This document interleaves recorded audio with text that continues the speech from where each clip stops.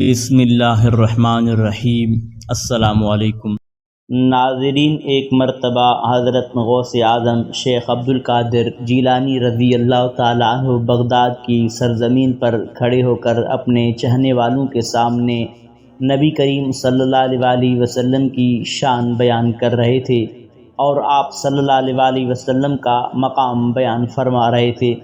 اتنے میں یہ آواز ایک عیسائی کے کانوں میں پہنچتی ہے۔ وہ میرے آقا کی شان کو سن کر غصے میں آ جاتا ہے اور بھاگتا ہوا غوث اعظم کے مریدوں کے پاس آتا ہے اور لوگوں کو یہ کہہ کر گمراہ کرنا شروع کر دیتا ہے کہ ہمارے عیسیٰ علیہ السلام کا مقام تمہارے نبی کے مقام سے بڑا ہے، اس لیے کہ اللہ تعالیٰ نے ہمارے عیسیٰ علیہ السلام کو وہ طاقت و قوت عطا کی تھی کہ قم بإذن اللہ کہہ کر مردوں کو زندہ کر دیتے تھے، اور اگر کسی نابینا کی آنکھوں پر ہاتھ رکھ دیتے تھے تو بینائی آ جاتی تھی، اور اگر کسی بیمار آدمی کے جسم پر ہاتھ پھیر دیتے تھے تو بیماری دور ہو جاتی تھی۔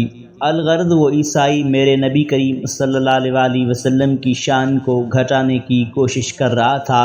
اتنے میں حضرت عبدالقادر جیلانی رضی اللہ تعالیٰ عنہ کو پتہ چل جاتا ہے کہ یہ میرے نبی کریم صلی اللہ علیہ وسلم کی شان کو گھٹانے کی کوشش کر رہا ہے۔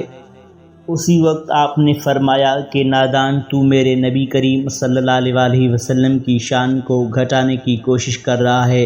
ارے میں نبی تو نہیں بلکہ نبیوں کے غلاموں کے غلاموں کے غلاموں کا غلام ہوں۔ تو مجھے کسی قبر پر لے کر چل، میں بھی مردے کو زندہ کر دوں گا۔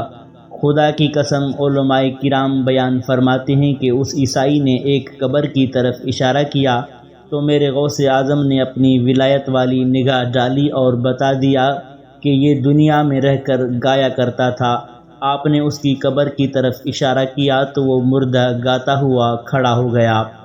اس کرامت کو دیکھ کر وہ عیسائی حضرت غوث اعظم شیخ عبدالقادر جیلانی رضی اللہ تعالیٰ عنہ کے قدموں پر گر پڑتا ہے اور نبی کریم صلی اللہ علیہ وسلم کا کلمہ پڑھ کر دائرہ اسلام میں داخل ہو جاتا ہے۔